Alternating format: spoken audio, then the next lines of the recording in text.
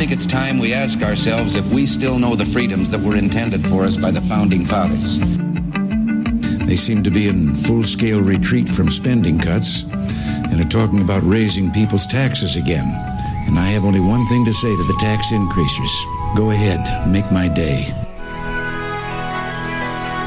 If we lose freedom here, there's no place to escape to. This is the last stand on earth. Those who would trade our freedom for security have embarked on this downward course.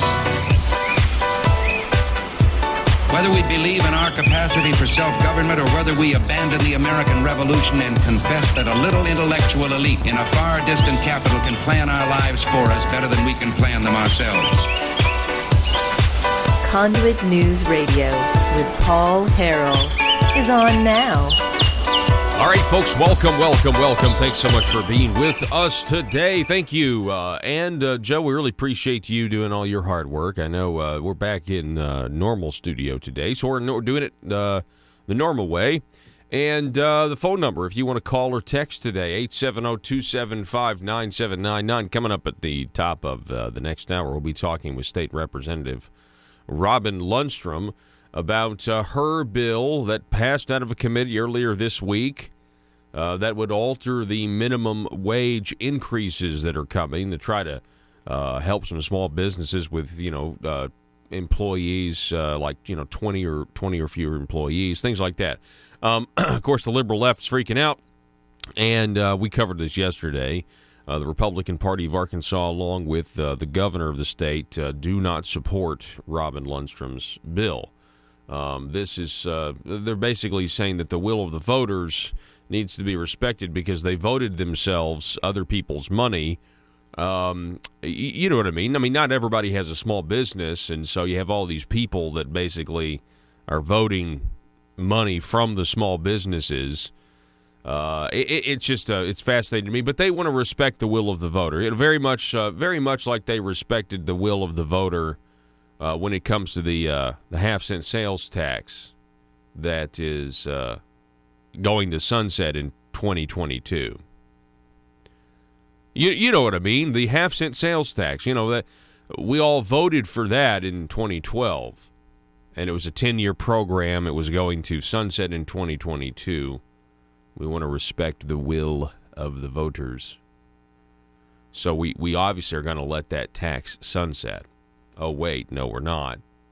We don't respect the will of the voters in this instance, but we want to respect the will of the voters when it comes to the minimum wage, which just happens to be a very difficult thing for people who, well, it's just a very difficult thing, apparently, for some people to defend, meaning going to the press day in and day out and articulating the principles of conservatism, limited government, and how it's none of the government's business to be involved in employee-employer relationships when it comes to how much they're being paid. But hey, I guess I'm more of a free market kind of guy. That's just who I am. Coming up in here in a little bit, we're going to talk about this tobacco legislation. It is an earned income tax credit. That's really what it is. Republican Senator Jim Hendren, the governor's nephew, filing an earned income tax credit bill, and everybody on the left is supporting it. They are ecstatic about it because the Democrats in Arkansas have been trying to get an earned income tax credit welfare program passed for a very, very long time. Even when the Democrats were in control, they wanted earned income tax credit welfare programs. And now we have, I guess, just the man to do it.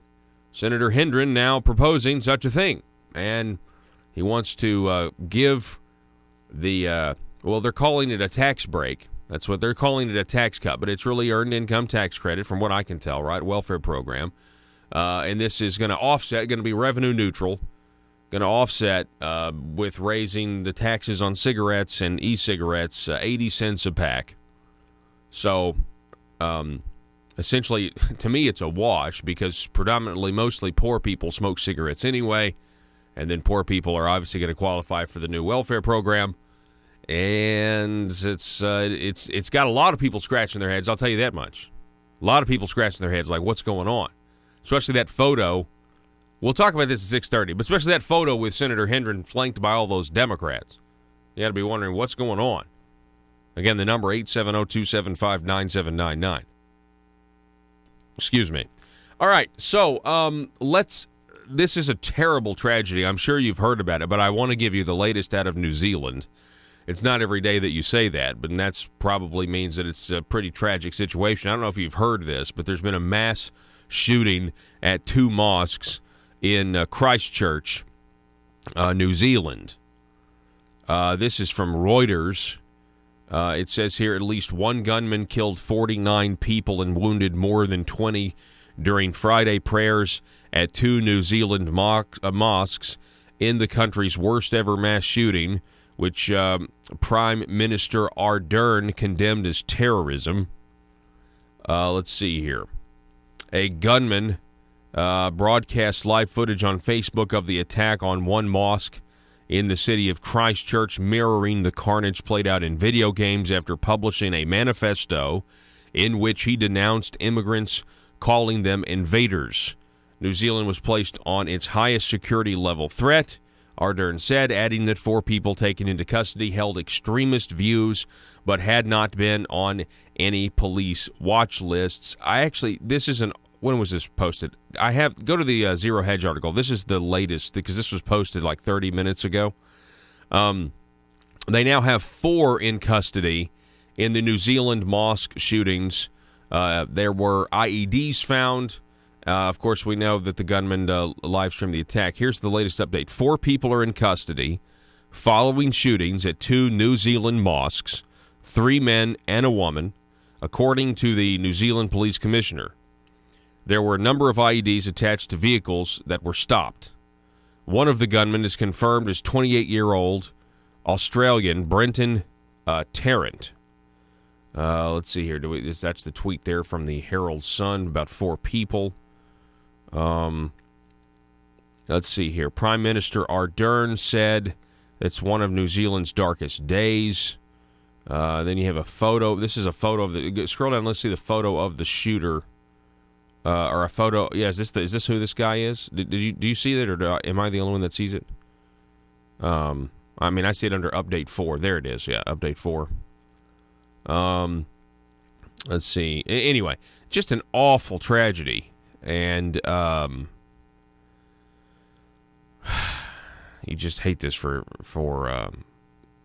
anyway. In the meantime, you have Alexandria Ocasio-Cortez saying, "What good are your thoughts and prayers?" Will you throw that up there? This is not what we do. We now use tragedies and people's reactions to them. Go to that Breitbart article. We use tragedies and people's reactions to them to trash on people who are religious, which is kind of interesting considering that the Muslims at the service, Alexandria, were in prayer. What is going on here? Where people, I guess she's a millennial, right? She's technically. What is going on here? Well, listen, I mean, obviously, I'm not Islamic. I disagree with the tenets of their religion, but they were in prayer. And Alexandria Ocasio-Cortez responds to mosque shootings when they're in prayer. Quote, "What good are your thoughts and prayers?" Don't we think that's a little bit insensitive? Alexandria, yeah, exactly right. Joe in the other room saying she's been trained to take advantage. What were you saying? Yeah, to take advantage of these situations. Let's trash religious people. Now, if we're honest about it, she's trashing Christians who typically respond to mass tragedies, mass loss of life. Unfortunate things happen. Like, our thoughts and our prayers are with you, or we're praying for you, because at times like this, when we don't understand bad things that happen in the world, we are praying to a creator who is perfect, and we're looking to him for some sort of guidance, right? Moving forward, this is just what people do.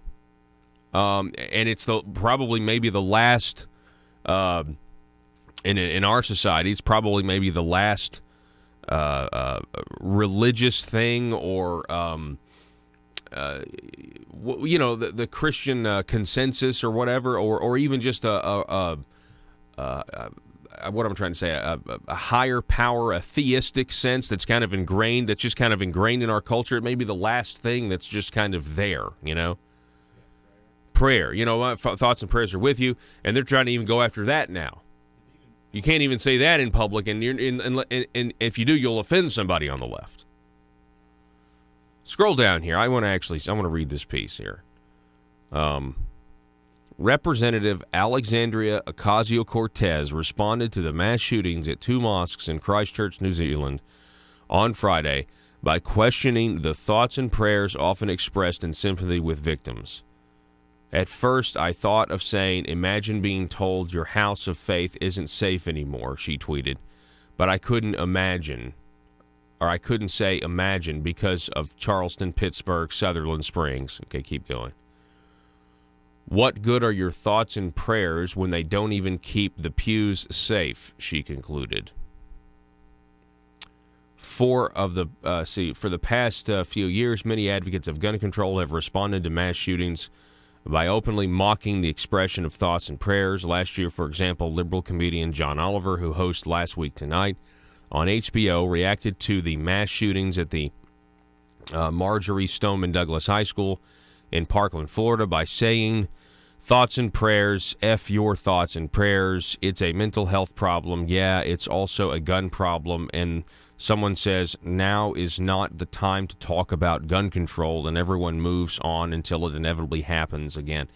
Joe, will you look up the gun control laws of New Zealand while we're at it? Well, just get that out of the way. I want to know about, I know Australia's got like no gun policy. I want to know what New Zealand's gun laws are. Please. When you get the chance. Unbelievable. Will she get, if a conservative had said something, now I know if a conservative said this, they'd be like, oh, a conservative is coming out against guns.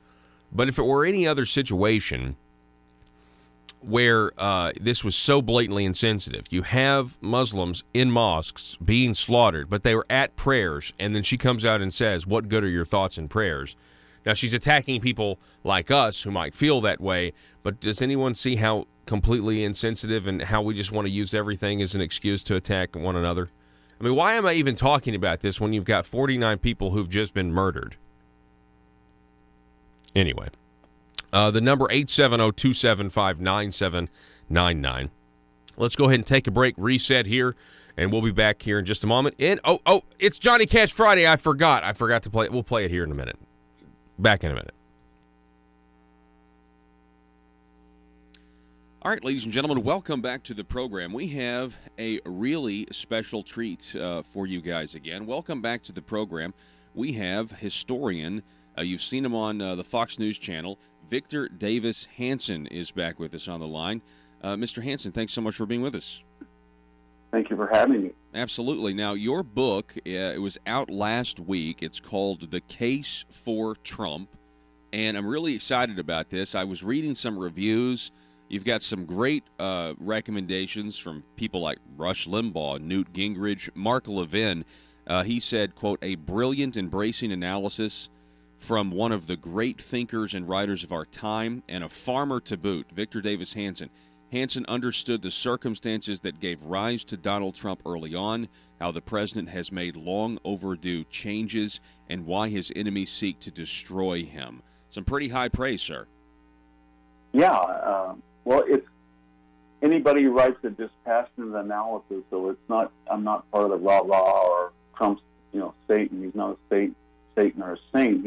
He's turned out to be a very unlikely but successful candidate in a way nobody imagined, and then he defied all expectation by being a pretty good president, at least solving problems that had not been solved. And if you look at 3% economic growth or near record peacetime unemployment or record energy production, that in a way nobody had anticipated, and that gets people very angry. I noticed that in the Never Trump Bulwark, I was called a Nazi last week, basically a Nazi for writing the book. So I expected that, but it's been a pretty polarizing week for the first week that the book's in print. You get praise, but get very angry people as well. Yeah, and that's one of the other reviews that I read about how never Trumpers aren't going to be happy with this, and then of course those people who are out to get Trump, they're not going to be happy with those on the traditional left. They're not going to be happy with this either, and that's because you've approached somebody like Donald Trump, the history that we've just seen. You're approaching it as a historian. That's what you do. Yeah, I tried to have the book argue how did somebody with the first serious candidate without political and military experience, how did he defeat first 16 really qualified Republican primary candidates, craft a conservative, traditional Republican message in the sense of, traditionalist judges that he would appoint, deregulation, get rid of Obamacare, tax reform, but he added these wrinkles to it about secure the border, stop illegal immigration. Don't worry, China's not going to take over the world. We can stop it. It's cheating. It's asymmetrical mercantile trade. The red state interior is not hollowed out for good. It's been a victim of bad decision-making. We'll restore cities like Milwaukee and Cleveland, Cincinnati. These are our workers. We use that word a lot, our, and we have to worry about them. They're not meth heads. You don't write them off. And then he also added to all of that, when we go overseas, we have to look at things in a cost-benefit analysis. We can't just do these optional engagements where, even when we're successful on the ground, in tactical engagements, we don't translate that to lasting strategic advantage. And that message was really geared to the states that were, I'm out here in California, and that's never going to flip red, and Texas is not going to flip blue in the immediate future. But those states, Wisconsin, Michigan, Pennsylvania, Ohio, North Carolina, Florida, the left thought that they were pretty much purple becoming blue, and that message that Trump had really resonated. And then the final thing is he was a strange messenger. He didn't change his accent like Hillary did when she went into Arkansas or the South, or Barack Obama did in the inner city, or he didn't put on camouflage and go duck hunting like John Kerry had. He didn't go to the Indiana State Fair with jeans. He had that strange suit, Queen's accent, orange skin, weird hair, wherever he went. And people who were in the working class said, I not only like the message, but this guy talks like one of us, and he doesn't change. So whatever you think about him, he's authentic. And that nobody was prepared for that. And I think Trump saw that. He had an animal cunning. I don't mean animal in a pejorative sense, but a very instinctual view of what people were tired of. And they were tired of all these things you can't say, you can't do, and then America's in decline, and you just have to accept it, and you didn't build that, it's not the time to profit, and America's got to apologize. So he astounded the political class, and he did after he took office. Just think of all the things they tried to do to stop him. I was counting them up in the book. I mean, remember they sued in 3 states on the voting machines, and they went to the emolument clause, and they introduced articles of impeachment, those ads telling the electors not to vote. Mm-hmm. And the electors. All right, so we do have a report here where this mass shooting in New Zealand, this tragedy at these 2 mosques, at least 49 people are dead. There's at least a report that there was a good guy with a gun there that shot and chased after the New Zealand attackers. New Zealand Herald reports that a local man with the gun fired on the shooters after they unleashed multiple gunshots on the mosque. And then when the armed man ran after the shooters, firing 2 shots at them with a rifle or shotgun as they undertook their escape. And that's Ryan Saavedra tweeted that. That's he's the Daily Wire reporter, right? Okay, so we were wondering, what are New Zealand's gun laws? Joe, you've got an answer for that. Go ahead whenever you are ready. So there's a couple different things that I've found, but the big thing how do I own a gun? Like, how do I carry a gun for self-defense it says in New Zealand? Under New Zealand law, some lawful, proper, and sufficient purpose is needed to use, discharge, or carry any firearm, air gun, or similar weapon. The person carrying, using, or discharging the weapon is obliged to prove the purpose was lawful, proper, and sufficient. This requirement applies even if the person can legally possess the weapon. Exactly what constitutes a lawful, proper, and sufficient purpose is not defined in legislation. It must be proven on a case-by-case basis. Oh, so it's just capricious then. Yeah. Hunting, game, pest control, and agriculture uses, sports, collections, and theatrics are all normally acceptable purposes, but personal protection and self-defense are not. Wow. There you go. Personal protection and self-defense are not reasons for having a gun in New Zealand. Just something to think about there when we look at, essentially, well, the thing to look at here is New Zealand is a leftist gun control law. It's ideal. Okay, leftists over here would rather, right, Joe? Leftists over here would rather us have gun laws that are more similar to New Zealand, and yet mass shootings still happen. Yeah, even for protection of like what they would consider VIPs, so very important persons. Like if I was considered a VIP and I went to New Zealand and I said I want personal protection, I cannot bring like my own security team and them have weapons on them. Okay. I would have to have the New Zealand police or the New Zealand Armed Forces protect me. They would be the ones that would carry the weapons. Wow. All right. Well, so anyway, that's so it really is. So basically it's a no gun country. It's just very similar to Australia. I kind of assumed that it would be, just considering the relationship between New Zealand, Australia, and Great Britain, quite frankly.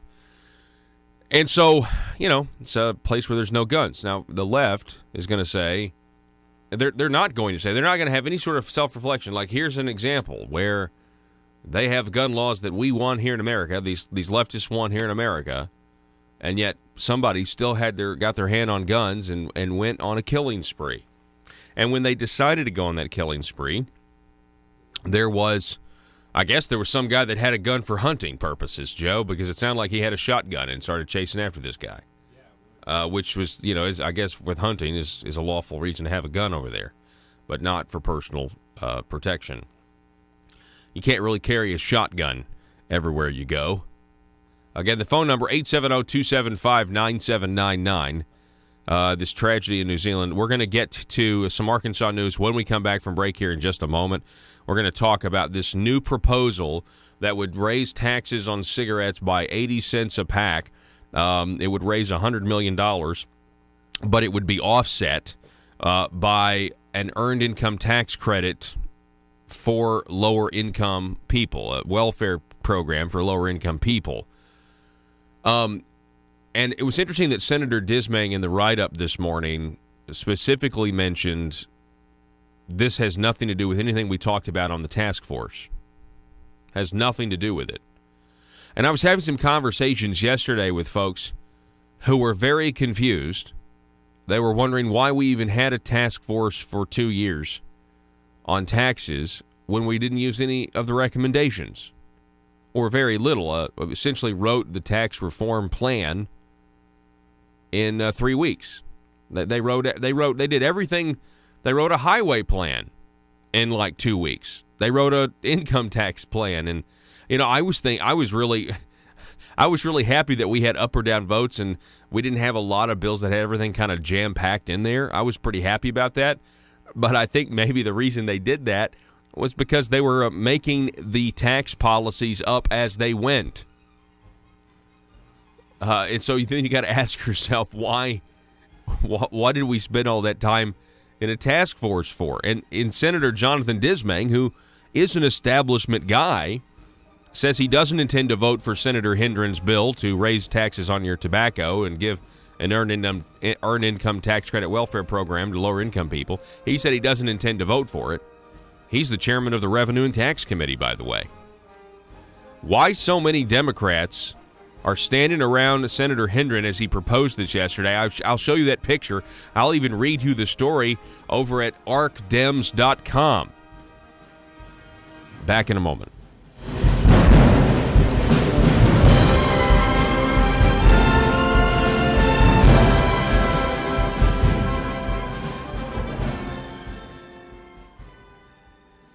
Secure the border, stop illegal immigration.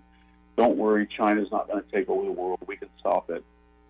It's cheating. It's asymmetrical mercantile trade. The red state interior is not hollowed out for good. It's been a victim of bad decision-making. We'll restore cities like Milwaukee and Cleveland, Cincinnati. These are our workers, our, we use that word a lot, our, and we have to worry about them. They're not meth heads. You don't write them off.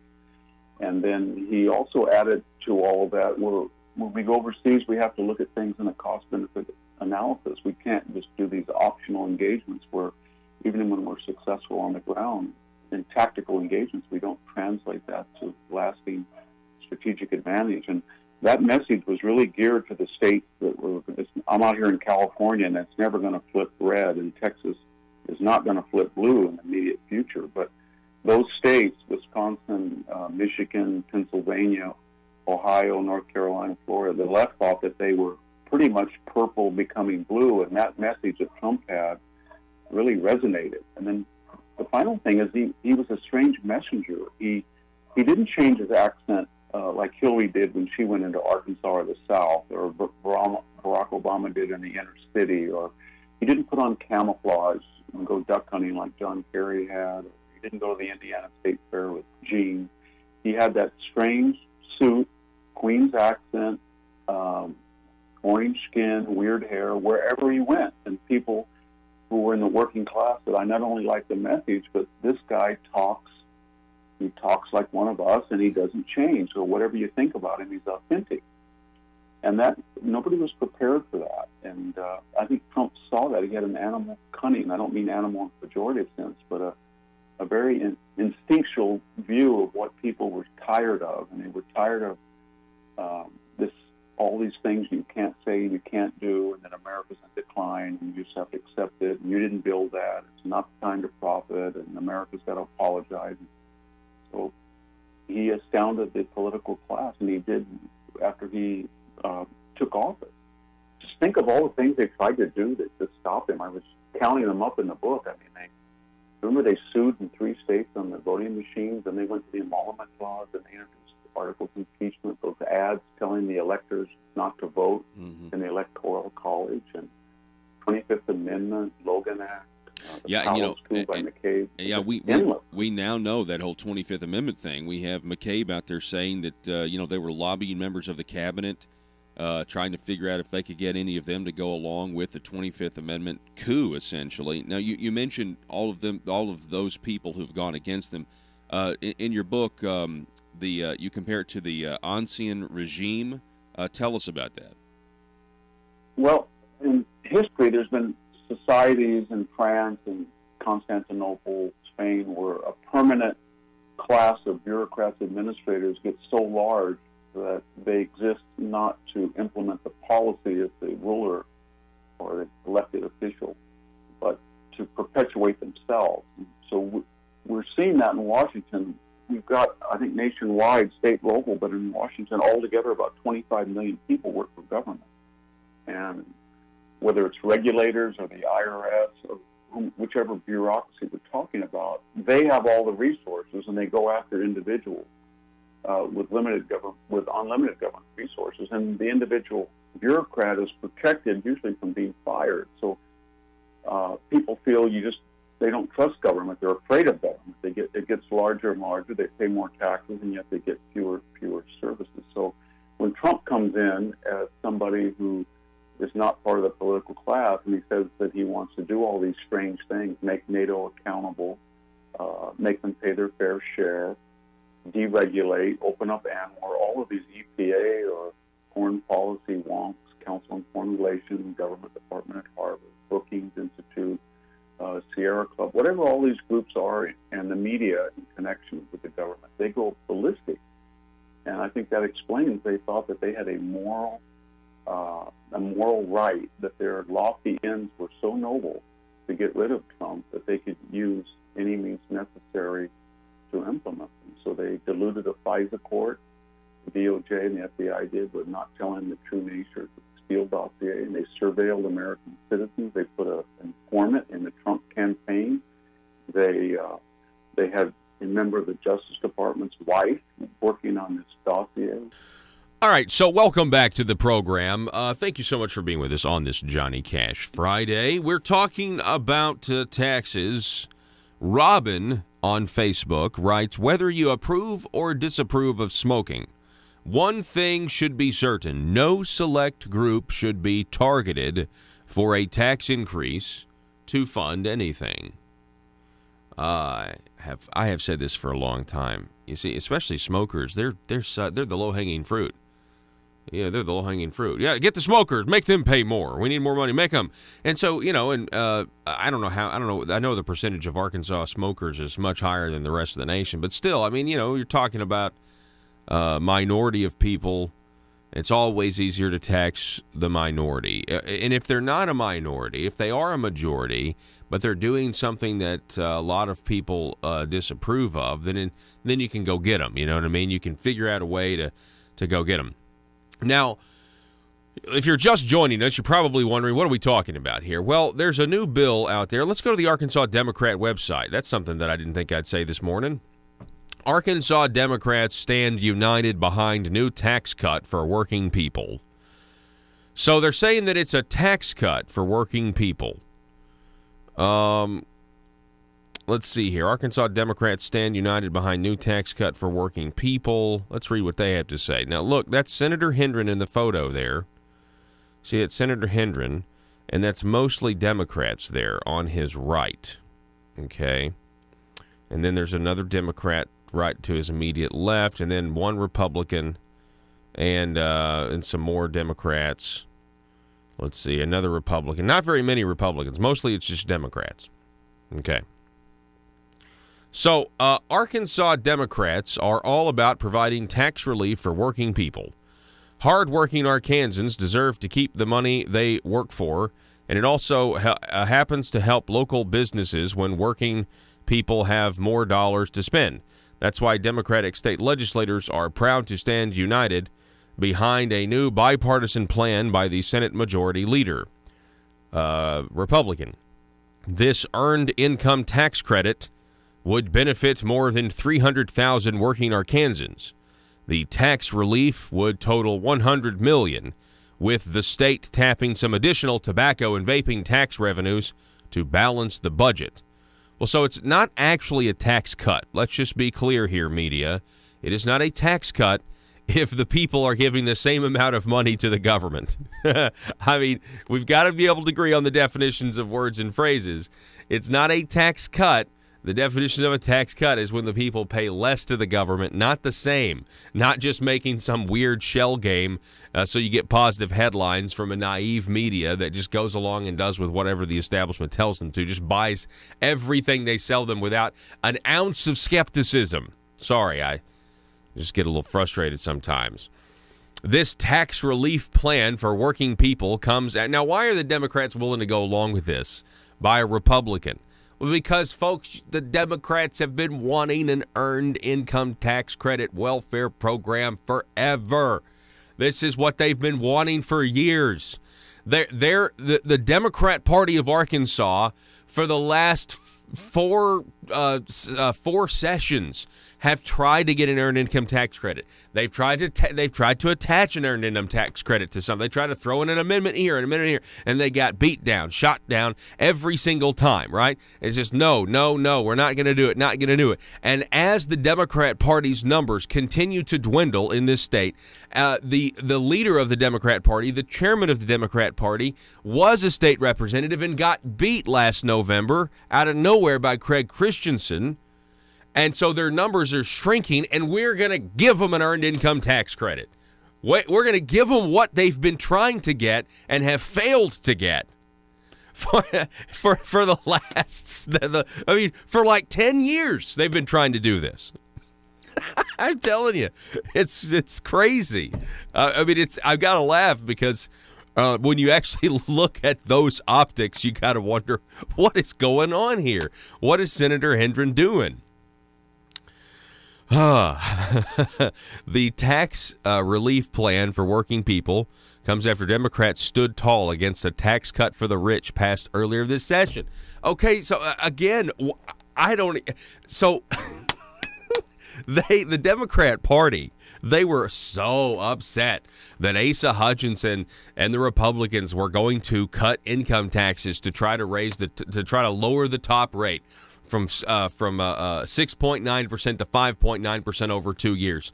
And they took to the floor, and they went on and on and on about basically these 1% talking points, right? The class warfare talking points. The rich people, we don't need to give rich people tax cuts because they're rich and they're fine, and they need to keep paying their taxes. You know, they basically go down there and they show their ignorance when it comes to economics and people that invest in businesses, grow the economy, create jobs. Like they just reject all of that, and they say they basically wanted to. It was a really attack on small business, if you want my opinion about it. Anyway, I know I'm rambling, but so they're now framing this as we've got this great plan now, and now we can offset.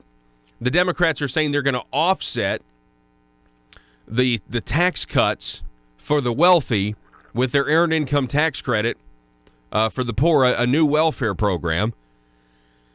And this is all being supported and delivered upon by the Republican president pro temp of the Senate.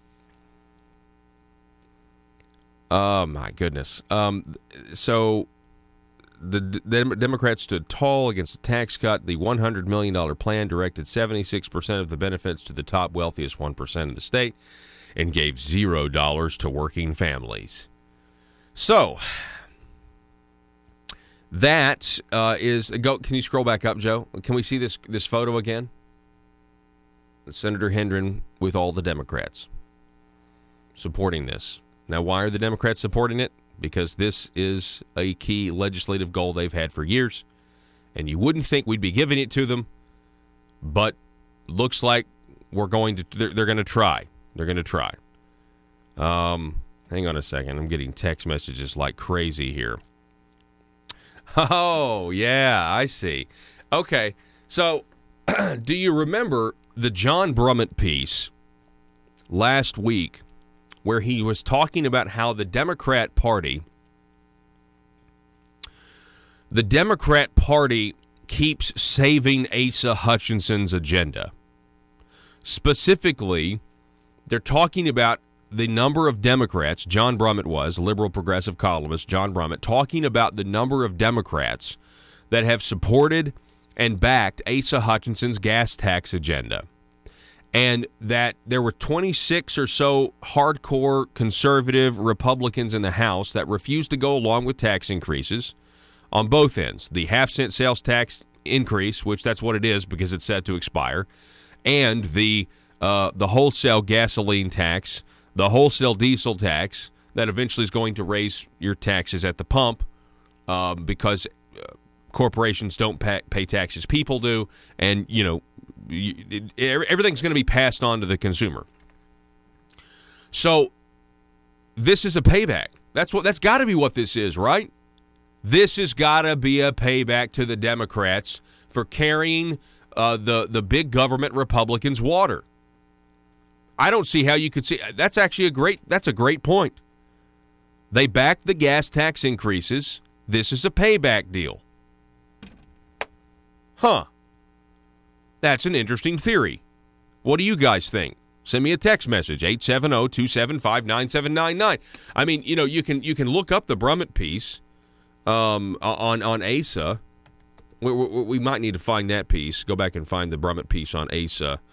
We'll do that during the break, and see what that says, because that actually is really poignant. Actually,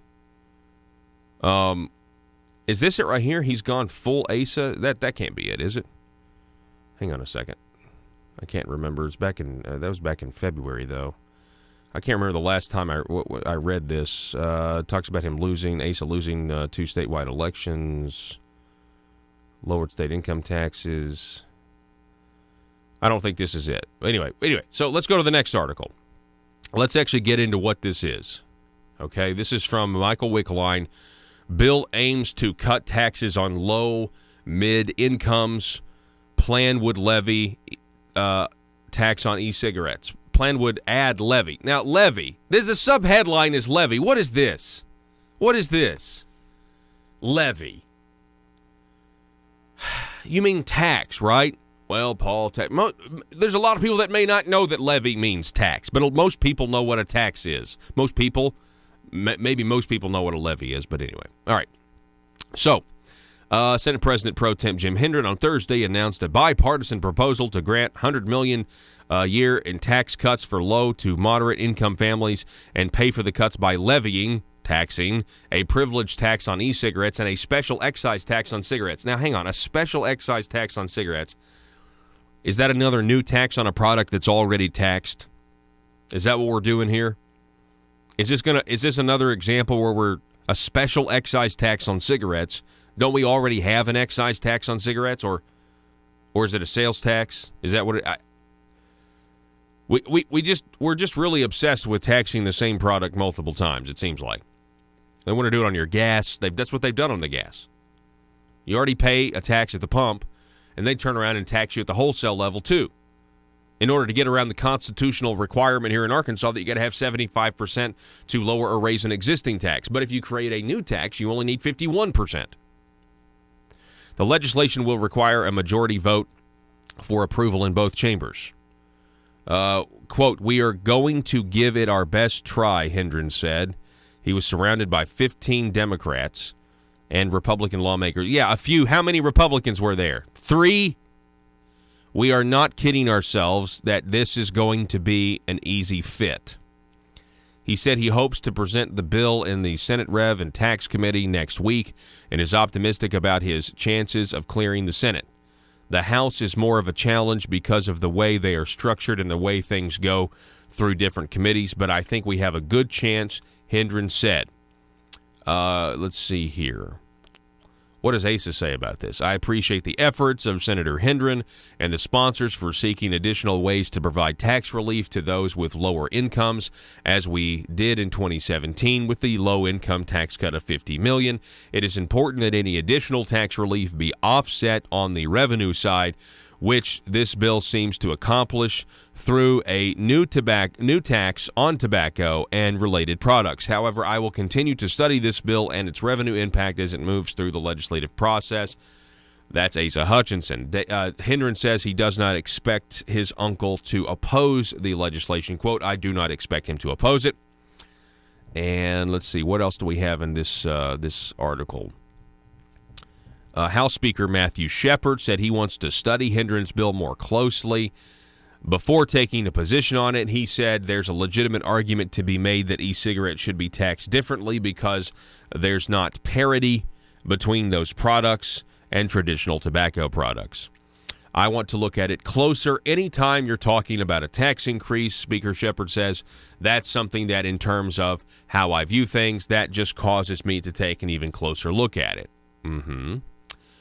Let's see. He goes on to say, Michael Wickline writes, Hendren said the bill would create a state refundable earned income tax credit equal to at least 5% of the federal earned income tax credit and save low-income families about $40 million a year. The credit could be adjusted depending on the economy's impact on revenue. Oh, so it could increase. It would increase the standard deduction from $2,000 to $3,300 to save taxpayers about $41.3 million. It would eliminate the 2% rate bracket in the tax table for people with incomes up to $22,200 a year. The rate is now applied to incomes from $4,500 to $8,900 a year. This cut would save those taxpayers about $16.8 million a year. Arkansas has a regressive tax code, Michael Wickline writes, with high sales and income taxes compared with other states, and both of those factors weigh more heavily on low income than high and medium income families. No, this is according to Hendren that we have a regressive tax code here in Arkansas, according to Hendren. This is Wickline summarizing here. We have a regressive tax code. You believe we have a regressive tax code in this state? Are there any Republicans going around? when's the last time Republicans go around talking about how regressive our tax code is? Isn't that what you hear the left say about everything, even though we have a progressive income tax system? When's the last time you heard Republicans running around the state complaining about Arkansas's regressive tax code? This is a first for me. I've heard Democrats for years talking about regressive. I haven't really. That's interesting to me. Now I'm assuming. Now that's not an exact quote. That is a summary of Wickline. I'm assuming he used the word regressive. And then, of course, the liberal group, Arkansas Advocates for Children and Families, because, of course, how can you be against them? And, of course, the solution the solution to be for children and families is always going to be socialism. Quote, more than 300,000 Arkansans and their families stand to benefit from the tax credit, helping them pay for things like regular checkups at the doctor and being able to pay rent on time. A poll was released in April 2018 that found that 79% of Arkansans, including 79% of independents, 72% of Republicans, support enacting a state-level earned income tax credit. I'm going to dispute that. I don't believe that. Matter of fact, now what I do believe is that people want to pay less in taxes. They don't want to pay more for their cigarettes. They don't want to pay more for their gas. They don't want to pay more for their 911 services. I know that that's I know they don't want to do that. A majority of us do not want to do that. And then those of us who pay attention, we are aware that we're already giving the government a massive amount of money to do things, and they keep spending it on stuff that a majority of us do not agree they should be spending it on. Let's see. Hendren said Arkansas taxpayers pay about $795 million a year in health care costs related to smoking and tobacco, but sales tax revenue from tobacco amounts to about $230 million a year. Quote, listen to this quote. So people who choose not to smoke are paying a tremendous bill in taxes for those who do smoke from the bottom of the scale to the top of the scale. This is particularly unfair to low-income families who must pay higher taxes because tobacco is not carrying a fair share of the burden they place on taxpayers. Okay, so this is socialism. This is a socialism argument. If I'm responsible to pay for your health care, and you're responsible to pay for my health care, and we are born into this world enslaved to one another's health care costs, then it makes absolute sense that you shouldn't smoke, that you can make the economic argument all day long. I had bacon last night for dinner. I probably shouldn't have had bacon. We had BLTs. It was delicious. I had bacon last night for dinner. Right? But I'm hurting the healthcare costs somewhere down the line. The solution is not this. The solution would be to get government out of healthcare if you're going to make that argument. He goes on, the use of e-cigarettes and vaping is exploding in our state. Senator Hendren, every forum I've been to, superintendents and principals bring up the fact that vaping is becoming a real problem in our state, and it's not taxed at all like tobacco. This has the potential to eventually lead to massive additional health care costs in Arkansas.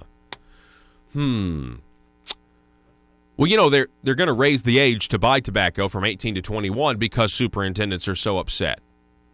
And, of course, that's going to work, right? Because, well, I mean, people are 16. You can't enforce the 18-year-old ban, the 18 years ban, because people aren't 18 when they're in high school, and they're smoking and vaping. You think you'll be able to, but now it's 21 years of age, and so what is going on here? What is going on here? I guess we'll have more stings. Russellville-based firearms manufacturer Omega are making clones of the most notable German firearms in the world. These delayed rotor-lock firearms have been and are currently used by law enforcement and military worldwide. At Omega, they manufacture their guns right here in Arkansas and produce the best reproduction in the marketplace that comes with a complete 5-year warranty. At Omega, they take firearm manufacturing seriously and offer discounts to active and retired law enforcement. Whether you're using Omega firearms to defend the public, defend your family, or for target practice, Omega has your back. For pricing, go to omega-guns.com. That's omega-guns.com. Are you a conservative-minded young person and want to let the world know about it? Are you tired of rolling your eyes as your professor regurgitates progressive, PC, neo-Marxist nonsense? Then you should interview on Conduit News Radio's Young Conservative segment and tell us about why you believe the way you do. Tell us how you came to be a conservative and what are your views on government. Now, if you're worried that your neo-Marxist professor may also be a right-wing talk radio listening masochist, then names can be changed to protect the innocent. It's the Conduit News Radio Conservative Future segment. To be interviewed, call 870-275-9799. That's 870-275-9799. If you're like me, you believe that small business is the heart of Arkansas's economic engine, and it should be viewed that way by the politicians in Little Rock. Conduit for Commerce also believes, like you and I believe, policies that achieve less regulation and lower taxation help small business in Arkansas thrive. Other policies like small, constitutionally consistent government and reducing citizen dependency on government keeps it from growing and expanding its influence on our daily lives. Conduit for Commerce works every day to educate the general public and legislators on these important priorities in the name of Arkansas small business. By the way, contributions to Conduit for Commerce are tax deductible. Log on now to conduitforcommerce.org and click on Contact Us on the right side of the page. That's conduitforcommerce.org. Go there now and learn the facts on protecting small business in Arkansas.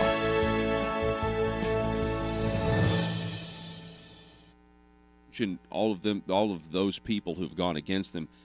In your book, you compare it to the Ancien regime.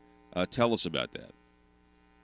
Well, in history, there's been societies in France and Constantinople, Spain, where a permanent class of bureaucrats, administrators get so large that they exist not to implement the policy of the ruler or the elected official, but to perpetuate themselves. So we're seeing that in Washington. We've got, I think, nationwide, state, local, but in Washington, altogether, about 25 million people work for government.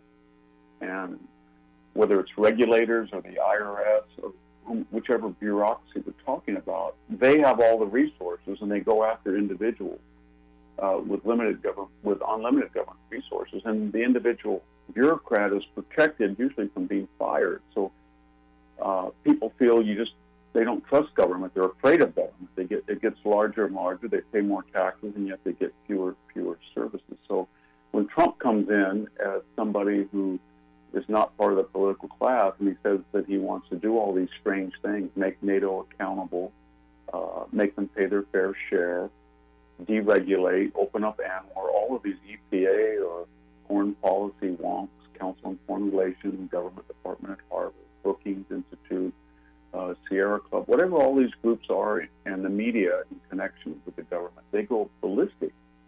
And I think that explains they thought that they had a moral right, that their lofty ends were so noble to get rid of Trump that they could use any means necessary to implement them. So they diluted the FISA court, the DOJ and the FBI did, but not telling the true nature of the Steele dossier, and they surveilled American citizens. They put an informant in the Trump campaign. They had a member of the Justice Department's wife working on this dossier. I think it's 22 now, Justice or FBI officials have had to resign. They talked about, or were reassigned. They talked about an insurance policy to either abort the Trump campaign or to make sure the presidency didn't work. They unmasked names of people who were surveilled. They went after officials, tapped their phones. They tapped the president's phone and leaked it. And so I think that part of the Mueller investigation, because I don't think they will find any collusion, but part of its mission was to create so much hysteria about collusion that they got Mueller rushed in, and in a preemptive fashion. We haven't talked about all of the abuses by the ancient regime or the deep state, and there are plenty. And I think maybe when Mueller shuts down, finally Trump can tell his lawyers, I'm going to start unredacted releases of this information. Mm-hmm. And I want to know why, Samantha Power on 260 occasions asked to unmask names, and those names were leaked to the press. The news and talk of Northeast Arkansas. This is News Talk 101.3 FM and 1230 AM KBTM, Jonesboro, an EAB radio station. The DOJ and the FBI did was not telling the true nature of the Steele dossier, and they surveilled American citizens. They put an informant in the Trump campaign. They had a member of the Justice Department's wife working on this dossier. I think it's 22 now, Justice or FBI officials have had to resign. They talked about, or will reassign. They talked about an insurance policy to either abort the Trump campaign or to make sure the presidency didn't work. They unmasked names of people who were surveilled. They went after officials, tapped their phones. They tapped the president's phone and leaked it. And so I think that part of the Mueller investigation, because I don't think they will find any collusion, but part of its mission was to create so much hysteria about collusion that they got Mueller rushed in, and in a preemptive fashion. We haven't talked about all of the abuses by the ancient regime of the deep state, and there are plenty. And I think maybe when Mueller shuts down, finally Trump can tell his lawyers, I'm going to start unredacted releases of this information. Mm-hmm. And I want to know why Samantha Power on 260 occasions asked to unmask names, and those names were leaked to the press, or why James Comey on 245 occasions in Congress said he didn't know or couldn't remember under testimony. So there's a lot of legal exposure there in the effort to destroy Trump that we don't really talk about because of Mueller.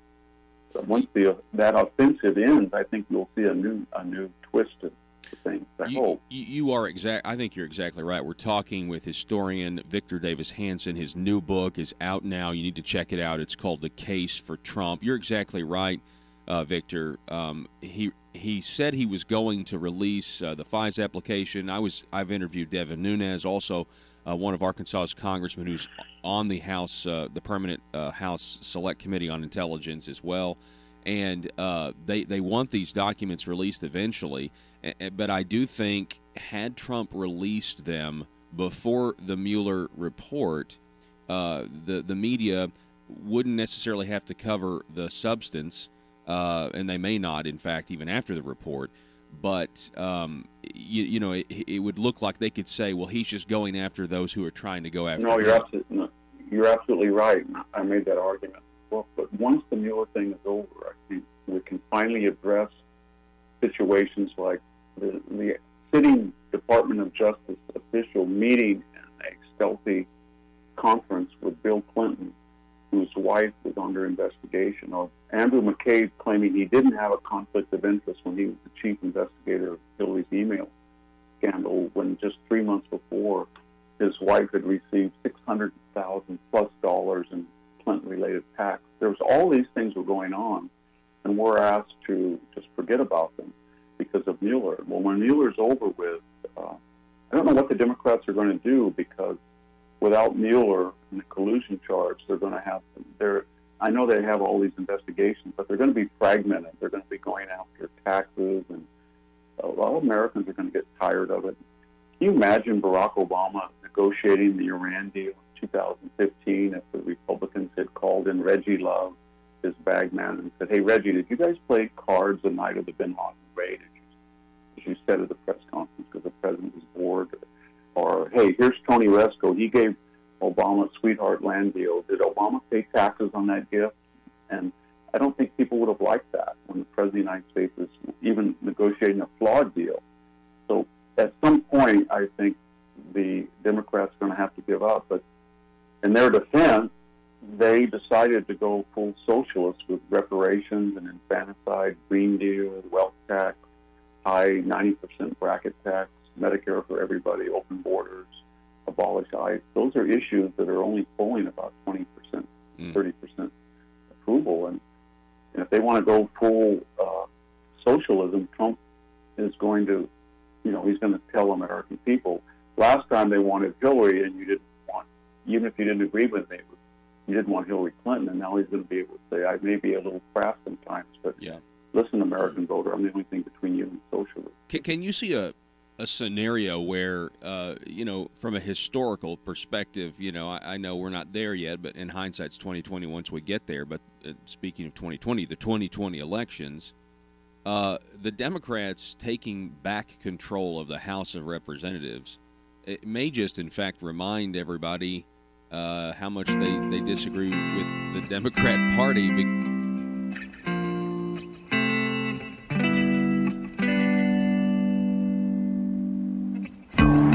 I think it's time we ask ourselves if we still know the freedoms that were intended for us by the Founding Fathers. They seem to be in full-scale retreat from spending cuts and are talking about raising people's taxes again. And I have only one thing to say to the tax increasers. Go ahead, make my day. If we lose freedom here, there's no place to escape to. This is the last stand on earth. Those who would trade our freedom for security have embarked on this downward course. Whether we believe in our capacity for self-government or whether we abandon the American Revolution and confess that a little intellectual elite in a far distant capital can plan our lives for us better than we can plan them ourselves. Conduit News Radio with Paul Harrell is on now.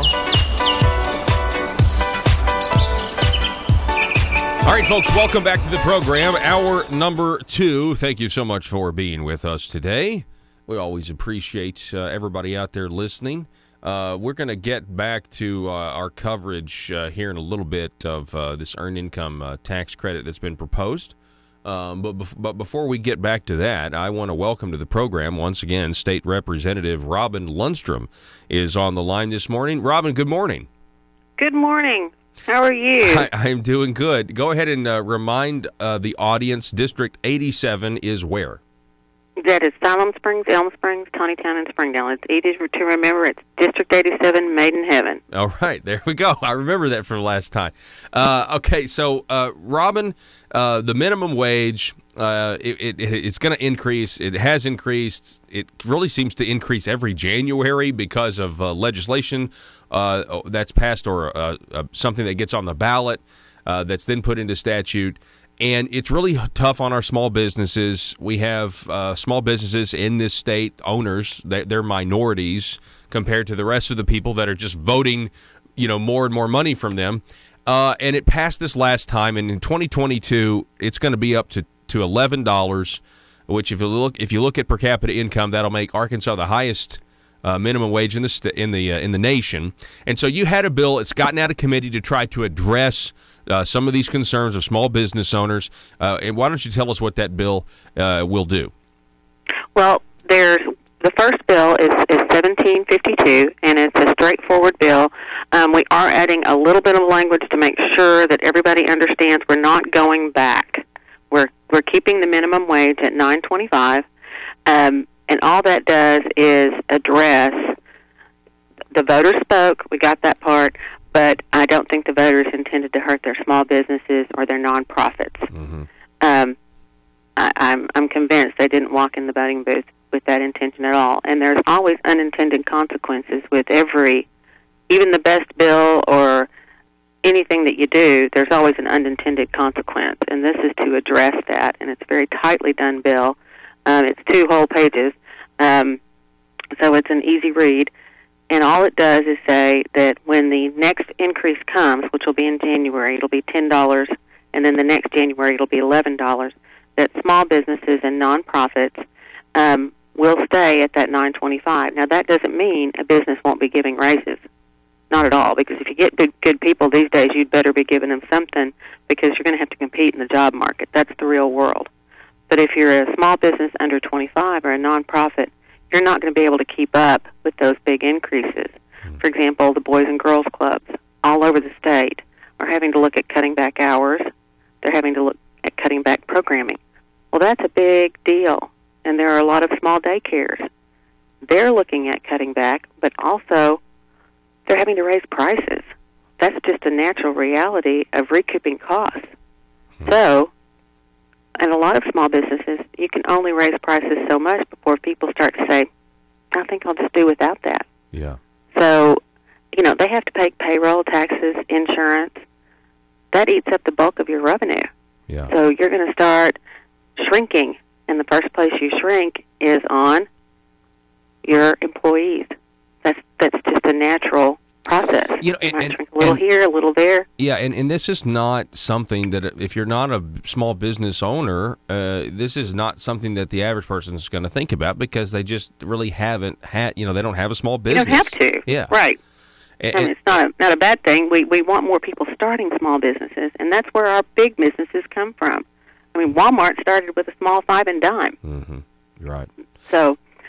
Well, so you've gotten a lot of criticism. We're talking with State Representative Robin Lundstrom on the left. I will repent. I did read the Arkansas Times article. I shouldn't have, but no. Okay. So they were upset with how it was done at a committee, and I think that was a little misleading, because really, you guys are meeting at night now all the time, because it's towards the end of the session. Sure, but that committee, I sat in that committee to wait to run my bill from 9 o'clock in the morning. I was in that committee. I stepped out to run a bill and go to my committee and went back in. They were in from 9 o'clock in the morning until 6 in the afternoon. They failed to report that. Mm-hmm. Yeah, exactly. Just to make it look like you're trying to do something underhanded. Yes. We have live streaming of all of our committees. You don't get to say it one way when it's really not true. Mm-hmm. That was not true. Those committees, some of them start at 8 o'clock in the morning and don't end until they end. And right now, when I left yesterday, public health was still going. Yeah. Yeah. Yeah. So, go ahead. And we've had late night meetings like that a lot, and towards the end of session, because you don't want session to go on forever, and you don't want us down there forever. Mm-hmm. And it's not going to kill us to do that.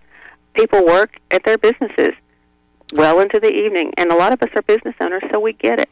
But it's all on live streaming. Yeah. Can you talk a little bit about how, there was all this negative press about you and about this bill and trying to thwart the will of the voters and this kind of stuff, and then almost immediately the Republican Party of Arkansas issued a statement saying that they didn't support what you were trying to do, and then the governor has also said that he doesn't support it. But I'm assuming you still plan to have this thing run on the House floor at some point. Yes, I do. The governor is entitled to his opinion. Everybody's got an opinion. I've met with the governor. We had a very cordial meeting. He said he's made his statement, and he doesn't plan to do anything more about it. He's going to just let the system work, and I appreciate that. He's just going to just let the House and the Senate take it up, and that's the end of that. He appreciates where I'm going, but we agree to disagree. Okay. So, as far as the party's concerned, I think they just they made their statement, and I'm going to go make my case and keep on going. I am a proud Republican, but that they can have their opinion too. I think this is the right thing to do to try to help small businesses, and these nonprofits need help. I'm worried about my teenagers. I want those kids to have, that's the second bill, I want those kids to have an opportunity. Nobody's going to hire a 16-year-old at $11 an hour. And that bill, it is only for 16, 17, 18, and 19-year-olds. We took out the 20 and 21. By that time, those kids are going to be, they're not kids anymore, they're going to be in college. We took out the education component, so it's just a very clean, straightforward bill. What that is they will start at the 925. I can give you a great example. There's a huge water park in the States. I think it's called Kings Ranch. No, I can't remember the name. Anyway, they have to hire 62 kids just to open the doors every summer. Wow. They've already had to raise their prices just to keep up with this minimum wage increase. Well, a family of four, that's going to be difficult. If it goes up and up and up, they're going to have to raise their prices each year. Mm-hmm. So they have to find some way to deal with this. And this is going to impact also every nonprofit that hires teens. Well, you've got to go out and raise more money. Mm-hmm. I really appreciate what you're trying to do, or talking with State Representative Robin Lundstrom, and I'm excited. I think it's good that it got out of committee, and I'm hopeful that it'll get out of the House. How in the interactions that you had with your colleagues, other Republicans who are members of the House, are they supportive of this?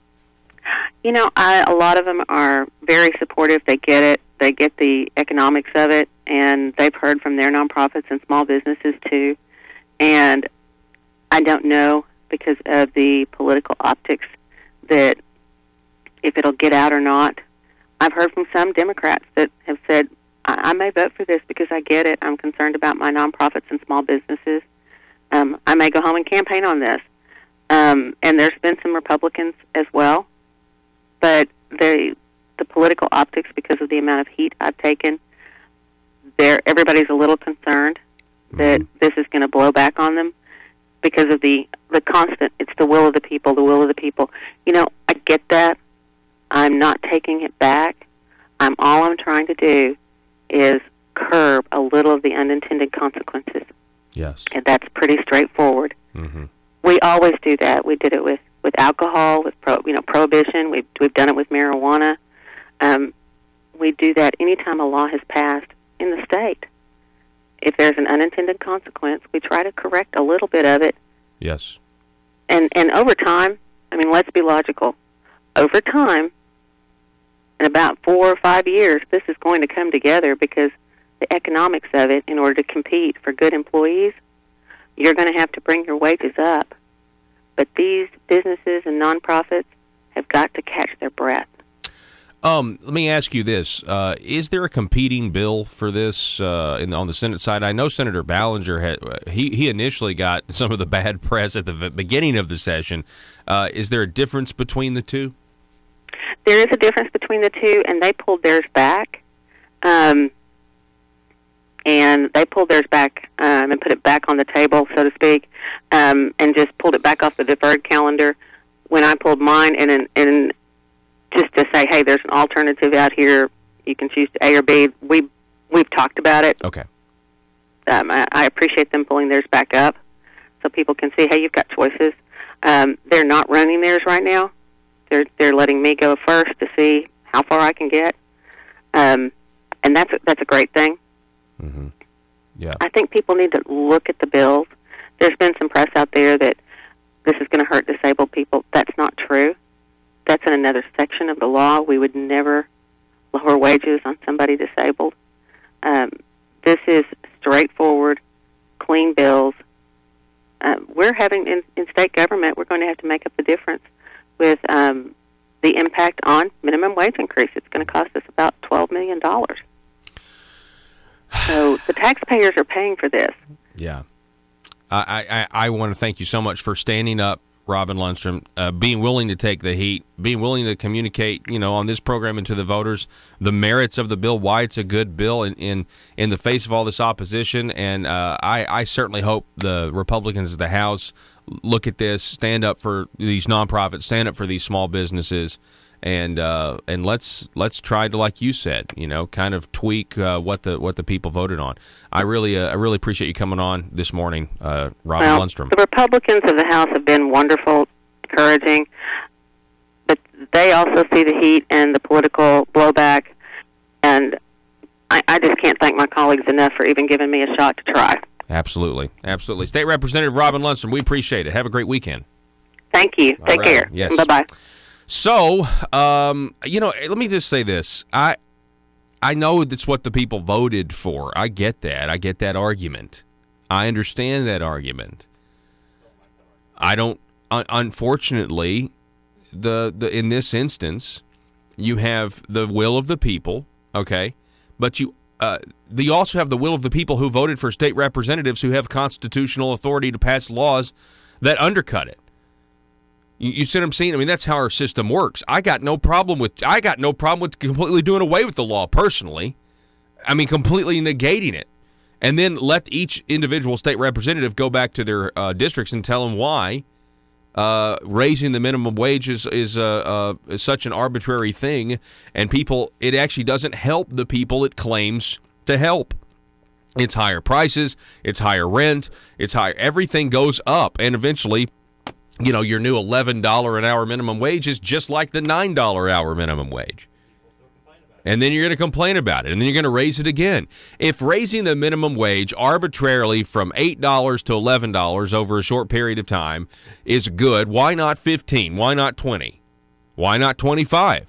Why not what is the left calling it now? A guaranteed income? Is that what it is? Why not a guaranteed income? Or an earned income tax credit, which is what Republican Jim Hendren just proposed yesterday, which is something the Democrat Party's been wanting for a decade. And the Democrats are ecstatic. They are ecstatic with this. We'll tell you more about that coming up in just a moment. It's Johnny Cash Friday. Don't go anywhere. Because I don't think they will find any collusion, but part of this mission was to create so much hysteria about collusion that they got Mueller rushed in, and in a preemptive fashion. We haven't talked about all of the abuses by the ancient regime of the deep state, and there are plenty. And I think maybe when Mueller shuts down, finally Trump can tell his lawyers, I'm going to start unredacted releases of this information. Mm-hmm. And I want to know why Samantha Power on 260 occasions asked to unmask names, and those names were leaked to the press, or why James Comey on 245 occasions in Congress said he didn't know or couldn't remember under testimony. So there's a lot of legal exposure there in the effort to destroy Trump that we don't really talk about because of Mueller. But once that offensive ends, I think we'll see a new twist to things. I hope. I think you're exactly right. We're talking with historian Victor Davis Hanson. His new book is out now. You need to check it out. It's called The Case for Trump. You're exactly right, Victor. He said he was going to release the FISA application. I've interviewed Devin Nunes, also one of Arkansas's congressmen who's on the House, the permanent House Select Committee on Intelligence as well. And they want these documents released eventually. But I do think had Trump released them before the Mueller report, the media wouldn't necessarily have to cover the substance, and they may not, in fact, even after the report. But, it would look like they could say, well, he's just going after those who are trying to go after him. You're absolutely right. I made that argument. Well, but once the Mueller thing is over, I think we can finally address situations like the sitting Department of Justice official meeting in a stealthy conference with Bill Clinton, whose wife was under investigation, or Andrew McCabe claiming he didn't have a conflict of interest when he was the chief investigator of Hillary's email scandal, when just 3 months before his wife had received $600,000+ in Clinton-related tax. There was all these things were going on, and we're asked to just forget about them because of Mueller. Well, when Mueller's over with, I don't know what the Democrats are going to do, because without Mueller and the collusion charge, they're going to have I know they have all these investigations, but they're going to be fragmented. They're going to be going after taxes, and a lot of Americans are going to get tired of it. Can you imagine Barack Obama negotiating the Iran deal in 2015 if the Republicans had called in Reggie Love, his bag man, and said, hey, Reggie, did you guys play cards the night of the bin Laden raid, as you said at the press conference because the president was bored? Or, hey, here's Tony Resco. He gave Obama a sweetheart land deal. Did Obama pay taxes on that gift? And I don't think people would have liked that when the president of the United States is even negotiating a flawed deal. So at some point, I think the Democrats are going to have to give up. But in their defense, they decided to go full socialist with reparations and infanticide, Green Deal, wealth tax, high 90% bracket tax, Medicare for everybody, open borders, abolish ICE. Those are issues that are only polling about 20%, 30% approval. And if they want to go full socialism, Trump is going to, he's going to tell American people, last time they wanted Hillary and you didn't want, even if you didn't agree with me, you didn't want Hillary Clinton, and now he's going to be able to say, I may be a little crass sometimes, but listen, American voter, I'm the only thing between you and socialism. Can you see a scenario where, from a historical perspective, I know we're not there yet, but in hindsight's 2020 once we get there, but speaking of 2020, the 2020 elections, the Democrats taking back control of the House of Representatives, it may just, in fact, remind everybody how much they disagree with the Democrat Party because of the things they're doing, the anti-Semitism resolution that kind of was an it ended up being, I think, anti-Semitic. How does this, and in your book, The Case for Trump, how does that, how does the 2020 race look for you? Well, I think it looks pretty good, and I talked about that. And I think we got to remember that they took back the House because in about 35 seats in California, they lost about 8 seats to Republicans. But all over the country, most of those people who won, even in California, I'm in a district that flipped, they didn't run on what I just talked about or you talked about. It was, let's get health care, generic health care. Let's get a middle-class tax deal. And they ran a lot of veterans. And those people ran as moderates. They don't get much attention. But the people who were taking the party leftward, they were in safe, hard left seats in Minnesota or Michigan or New York. And so what the Democrats are sort of, and the problem is that their left wing has no general support in a general election. But they're the ones driving it. And there's all these other people in Trump's congressional districts that Trump carried that did win. And I think they're going to flip. I think people are going to say, you know what? I may have voted for you 2 years ago, but whether you like it or not, I want to know. And their opponent will say to them, are you for infanticide in Syria, if it happens? Are you for... All right, folks, welcome back to the program. We spent a little of the show last hour. We were talking about this new tax increase on your tobacco that is supposed to be offset by changing your standard deduction and also earned income tax credit. That's right. So an earned income tax credit. Somebody was asking me to kind of explain an earned income tax credit, and so it's essentially, I think of it as just a welfare program. Some people call an earned income tax credit and unearned income tax credit. So, you show a certain level of income or zero income and you get a guaranteed income from the government. I mean, it's really what Alexandria Ocasio-Cortez is all about. By the way, that tragedy in New Zealand, I don't know what the update on that is. We need to look and cover that just briefly again. But there has been a tragedy in New Zealand, 2 mosques where there was a shooting at these mosques. Last I heard, 49 people were dead. And, of course, the Muslims were in prayer service when it happened, and Alexandria Ocasio-Cortez decided to tweet out, "What good are your thoughts and prayers?" Talking about people like, us who might look to a higher power in the midst of tragedy. But those people were praying at a mosque. Weird, right? Yeah, I know. You might call that a little insensitive. But anyway, any excuse to attack those who believe in a higher power. I mean, that's what our society's come to. They mock us. But anyway, so an earned income tax credit. I've just got, this is an article from, this is the Cato Institute. It's a federal program, okay? That's what you got to understand. Arkansas wants to mirror, and this is what Senator Hendren, Republican, is giving the Democrats. They've got a whole article about it on their website. They're so excited that a Republican, Senator Hendren, is giving the Democrats what they've wanted for years. They want an earned income tax credit program that mirrors what the federal government already does. It's a huge program. In 2015, by the way, back in 2015, it provided an estimated $69 billion in benefits to 28 million recipients. The Earned Income Tax Credit is the largest federal cash transfer program for low-income households. Benefits are available to households with earnings from employment. While the Earned Income Tax Credit it is administered through the tax code, it is primarily a spending program. It is a, quote, refundable, end quote. It's refundable, meaning that individuals who pay no income taxes are nonetheless eligible to receive a payment from the U.S. Treasury. Of the $69 billion in benefits this year, this was back in 2015, about 88% or $60 billion is spending.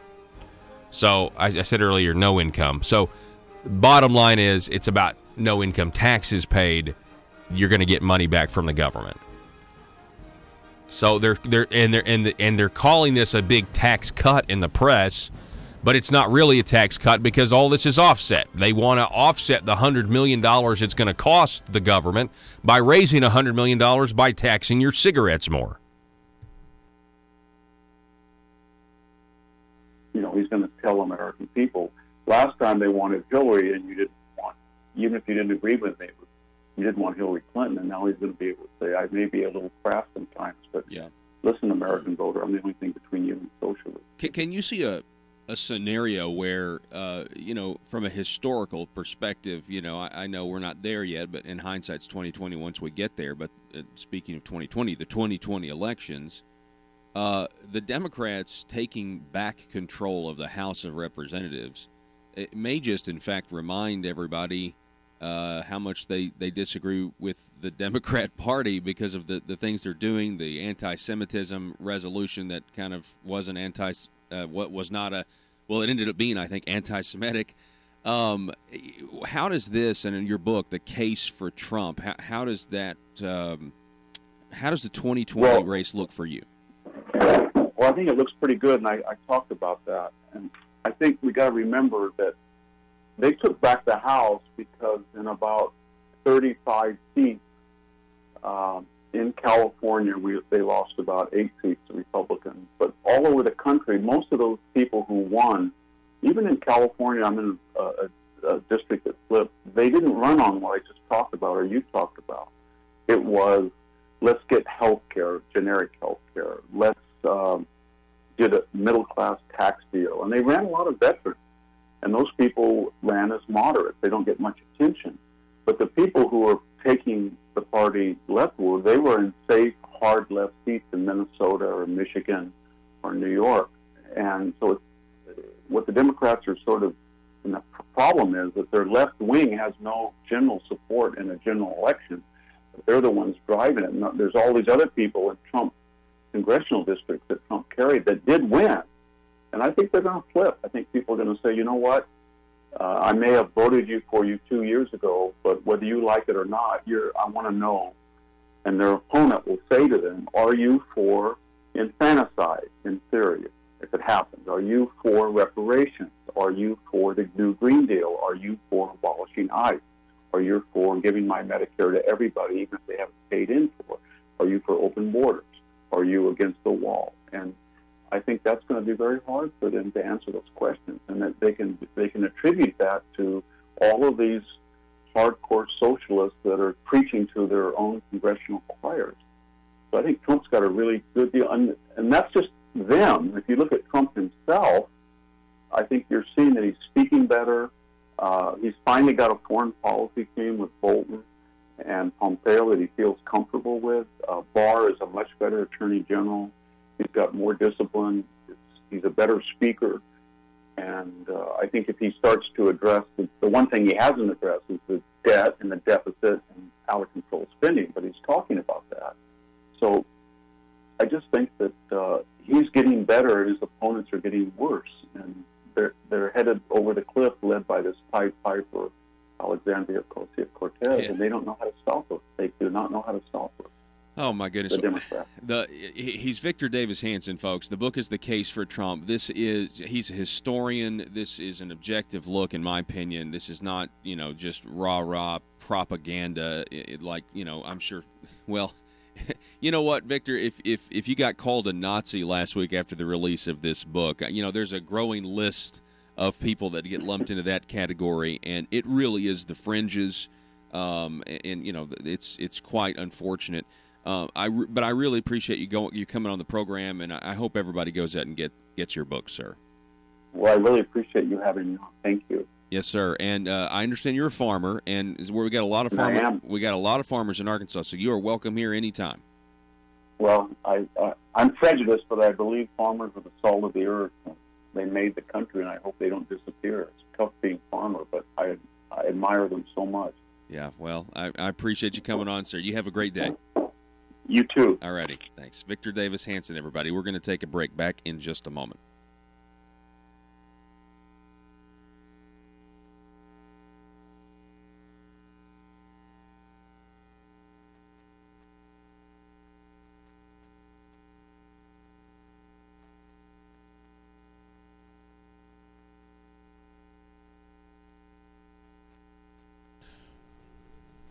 All right, it's Johnny Cash Friday, and here we are back with, we've rejoined the programs. The phone number, 870-275-9799. You can also sound off right now over at the Facebook page, facebook.com/Conduit News, or the YouTube channel. We would appreciate you to like that, subscribe to that channel, and click the little bell next to it to receive notifications about shorter interviews and that sort of thing. All right, so can we talk just a little bit more about this? Because on Saturday or Sunday, the Northwest Arkansas Democrat-Gazette ran a story about $100 million in revenue generation that was supposed to be filed this week concerning raising taxes on cigarettes and e-cigarettes, and it was Senator Jim Hendren that was going to file it. I was waiting all week for this because I wanted to see the details, but I was kind of basing my reporting on that based on the Northwest Arkansas Democrat-Gazette report, which was essentially saying it's going to generate $100 million in revenue. So I thought, that would be a tax increase. Well, it turns out now they're saying that it's going to be a revenue-neutral tax increase and tax cut, so they're going to balance each other out, which isn't actually a tax cut. If you have a tax increase and a tax cut in the same bill, how can it then be a tax cut? Well, it could, I guess, if the math worked out, but if it's revenue neutral, then it's just moving money from one side to the other.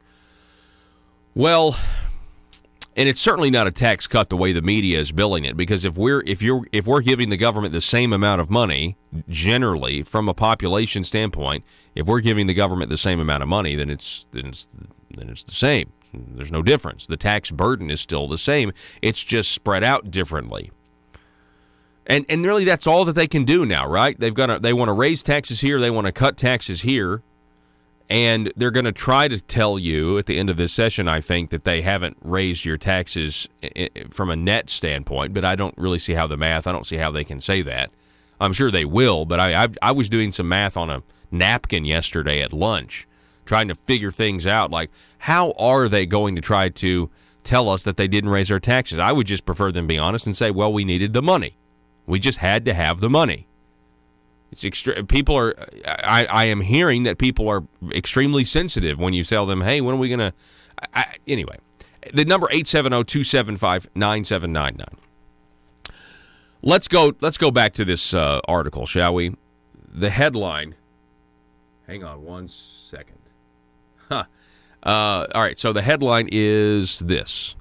Bill aims to cut taxes on low, mid incomes. Plan would add levy or tax on e-cigarettes. Okay, this is from Michael Wickline, Arkansas Democrat-Gazette. We were reading most of the article during the last hour, so you definitely want to get the Hour 1 podcast.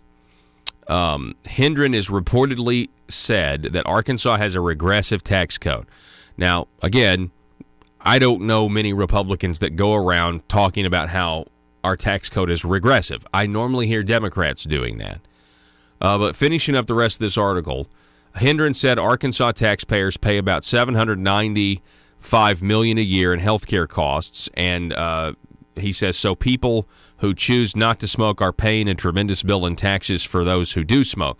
Well, you can get outraged about that if you believe in socialized medicine. If you don't believe in freedom and you believe in socialized medicine, then you can make the economic argument that I should only be eating broccoli and carrots, and I shouldn't have had my BLT last night.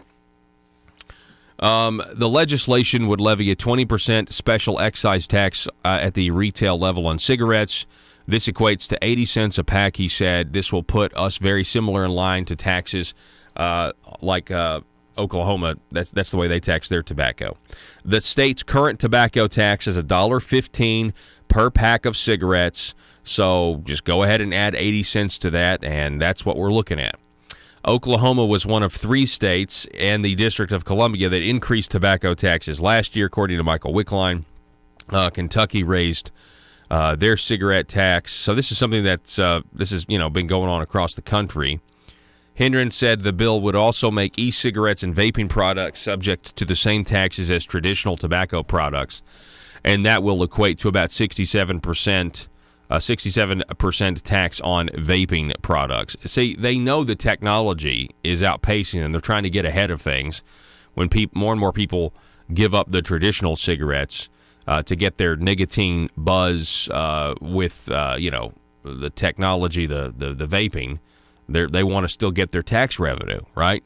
It's a sin tax, but the government certainly loves the fact that people are out there doing this behavior. Now, what do the Democrats say? First of all, Joe, go ahead and show the Democrat picture. Senator Hendren had his press conference yesterday, flanked by Democrats. This is from the Arkansas Democrat website. Go ahead and just keep this photo up while we cover the rest of the Arkansas Democrat Gazette article. Senator Will Bond, a Democrat, said he has focused on vaping and e-cigarettes in part based on his own experience with his teenage son and daughter. We just know it's an epidemic and something that we need to address immediately instead of waiting and waiting and waiting. Okay, well, pain point politics, right? You talk about the kids. You know, it's weird because nobody knows that smoking is bad for you. Isn't that crazy?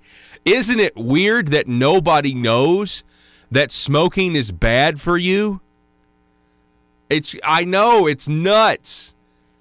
I mean, because wouldn't it be even stranger if people knew that smoking was bad for you and they chose to do it anyway?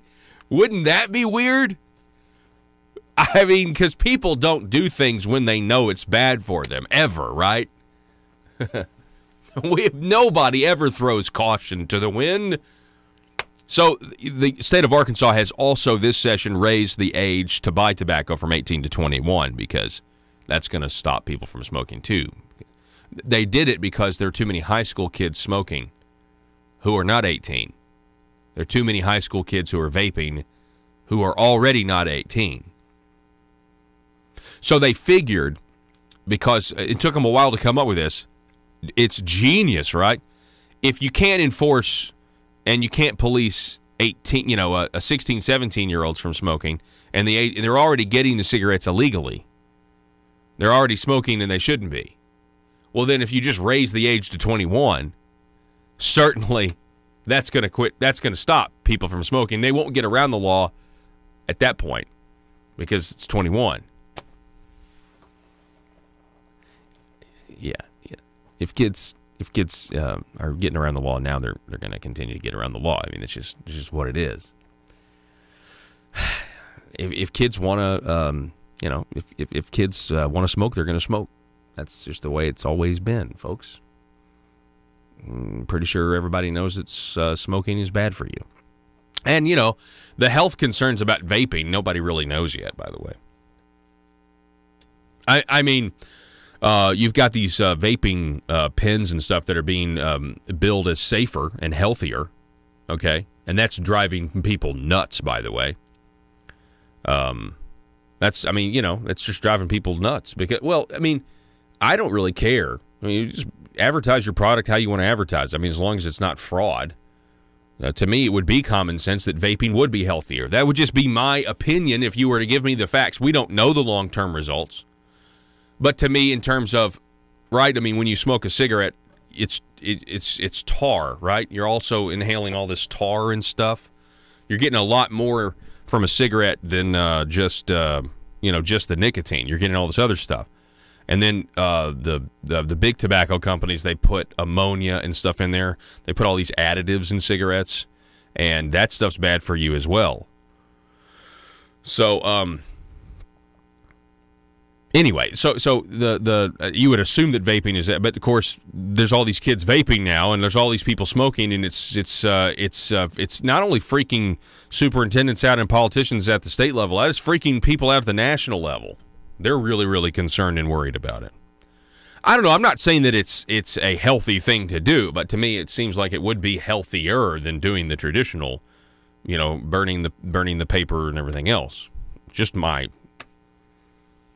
Joe, what do you think? I mean, I know there are different. I know we just don't know what we don't know. But to me, when I've seen these ads for this Juul, and they're saying, "Hey, are you smoking all the time?" Well, I know Joe says I think vaping is stupid. I get that. I understand that. But I'm sure there's a lot of people that are your age that vape all the time, right? Oh yeah, I know quite a few that do. Yeah. So you think vaping is stupid, but it's not. Well, when you vape.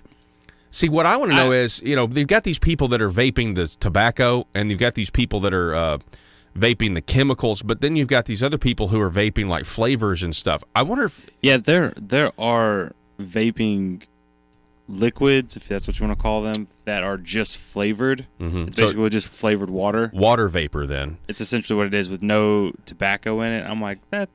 It just seems like I don't know. I would agree. I don't know what to think of it if it's just flavored water. But I wonder if that's got long-term health risks, too. Probably. Who knows? There is actually, it's called popcorn lung, I think is what it's called. Yeah? Let me look it up real quick. But vaping, especially at a younger age, when your body's still developing, it can lead to this problem. Yeah. Let me look it up real quick. Well, then there's also the fact that, what may be perfectly okay for one person might kill the person that's sitting next to them. You just don't even know. I mean, we're all so different. At the end of this article, the Senate Revenue and Taxation Committee Chairman Jonathan Dismang, who's expected to hear this earned income tax credit again. I want you to understand something, folks. The earned income tax credit has been something the Democrat Party of Arkansas has been trying to get in this state for a very long time. And they keep trying in past legislative sessions, and they fail. They try again, and they fail. And at the same time, their numbers in the state are shrinking. And Republican President Jim Hendren, President of the Senate, he is giving the Democrats what they want. That's why. Go ahead and Joe, can you throw the article back up there? I know you're looking at popcorn lung. So this is the photo of him flanked by all of these Democrats. Oh yeah. So this is they're really, really excited about this. Can you scroll down and let me see the Democrats? Yeah. Scroll up, back up. Okay, no, I want to read the story here. Arkansas Democrats are all about providing real tax relief for working people. Hardworking Arkansans deserve to keep the money they work for. It also happens to help local businesses. The earned income tax credit would benefit 300. Yeah, so they're celebrating this because this is a huge policy victory for them. At the end of the Gazette article, though, Jonathan Dismang says, quote, "We are at the part of the session that we don't need more items that are controversial, and this is obviously a controversial issue. We met for 2 years with the tax task force, and this was not part of the recommendation. In fact, it conflicts with a number of the recommendations of our task force. I do not intend to vote for SB 571.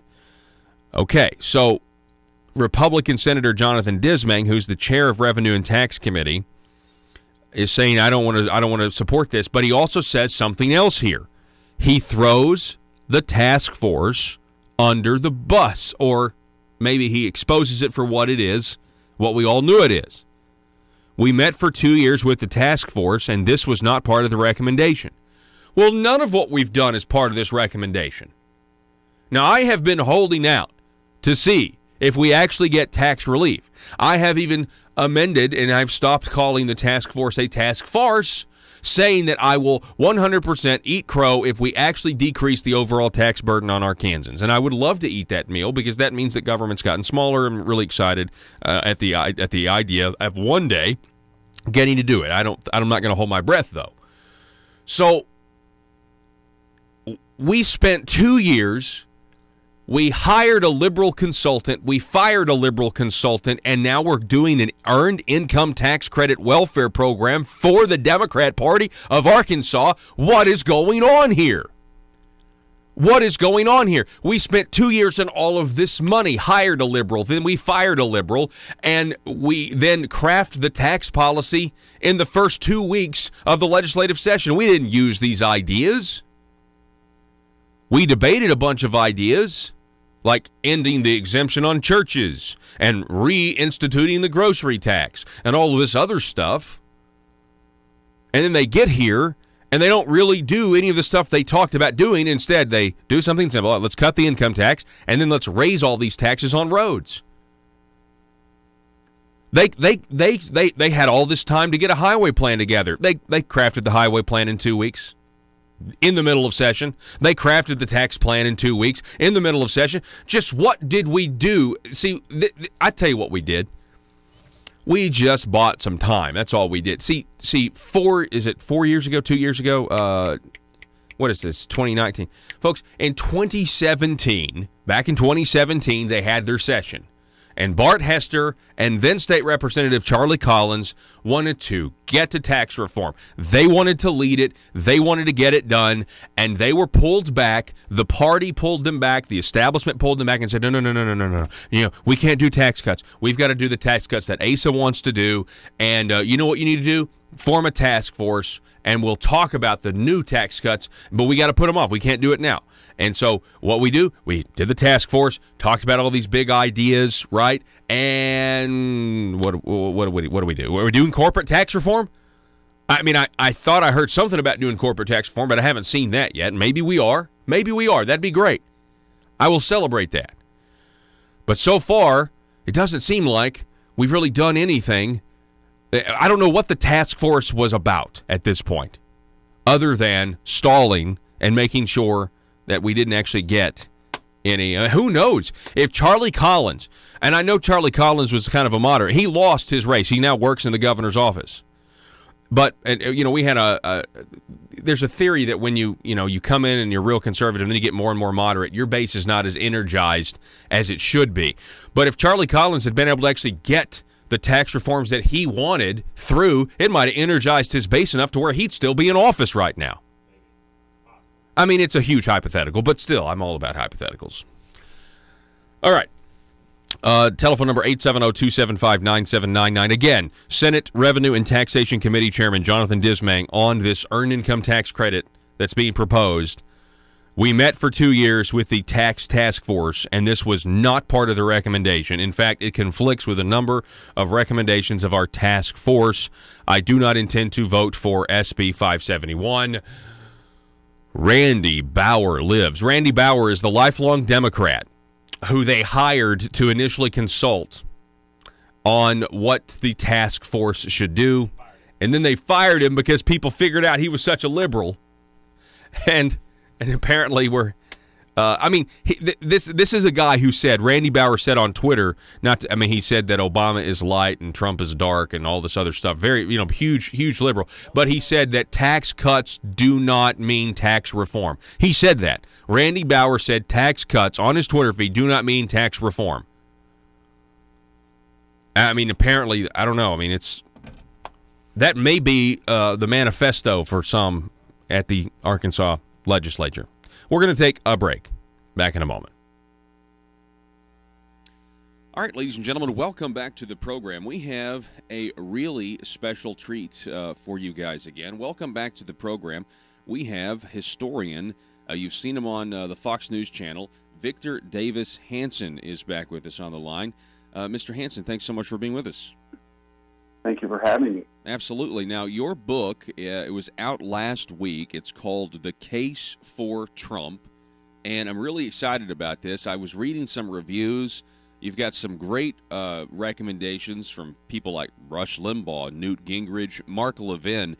He said, quote, a brilliant and bracing analysis from one of the great thinkers and writers of our time and a farmer to boot, Victor Davis Hanson. Hanson understood the circumstances that gave rise to Donald Trump early on, how the president has made long overdue changes, and why his enemies seek to destroy him. Russellville-based firearms manufacturer Omega are making clones of the most notable German firearms in the world. These delayed rotor-lock firearms have been and are currently used by law enforcement and military worldwide. At Omega, they manufacture their guns right here in Arkansas and produce the best reproduction in the marketplace that comes with a complete 5-year warranty. At Omega, they take firearm manufacturing seriously and offer discounts to active and retired law enforcement. Whether you're using Omega firearms to defend the public, defend your family, or for target practice, Omega has your back. For pricing, go to omega-guns.com. That's omega-guns.com. Are you a conservative-minded young person? and want to let the world know about it? Are you tired of rolling your eyes as your professor regurgitates progressive, PC, neo-Marxist nonsense? Then you should interview on Conduit News Radio's Young Conservative segment and tell us about why you believe the way you do. Tell us how you came to be a conservative and what are your views on government. Now, if you're worried that your neo-Marxist professor may also be a right-wing talk radio listening masochist, then names can be changed to protect the innocent. It's the Conduit News Radio Conservative Future segment. To be interviewed, call 870-275-9799. That's 870-275-9799. If you're like me, you believe that small business is the heart of Arkansas's economic engine, and it should be viewed that way by the politicians in Little Rock. Conduit for Commerce also believes, like you and I believe, policies that achieve less regulation and lower taxation help small business in Arkansas thrive. Other policies like small, constitutionally consistent government and reducing citizen dependency on government keeps it from growing and expanding its influence on our daily lives. Conduit for Commerce works every day to educate the general public and legislators on these important priorities in the name of Arkansas small business. By the way, contributions to Conduit for Commerce are tax deductible. Log on now to conduitforcommerce.org and click on Contact Us on the right side of the page. That's conduitforcommerce.org. Go there now and learn the facts on protecting small business in Arkansas.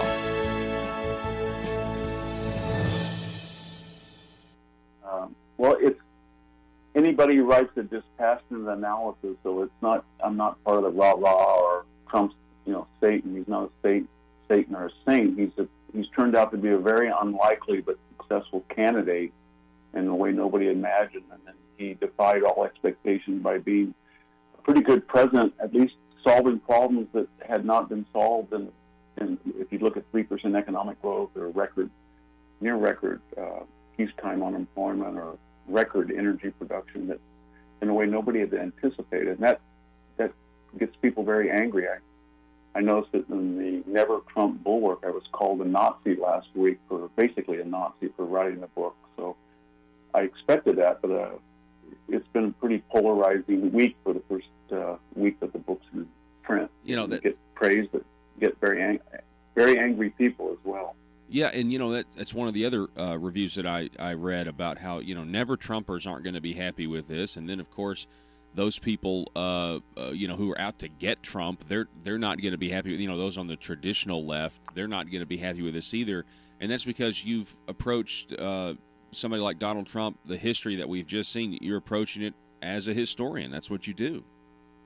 Yeah, I tried to have the book argue how did somebody with the first serious candidate without political and military experience, how did he defeat first 16 really qualified Republican primary candidates, craft a conservative, traditional Republican message in the sense of, traditionalist judges that he would appoint, deregulation, get rid of Obamacare, tax reform, but he added these wrinkles to it about secure the border, stop illegal immigration. Don't worry, China's not going to take over the world. We can stop it. It's cheating. It's asymmetrical mercantile trade.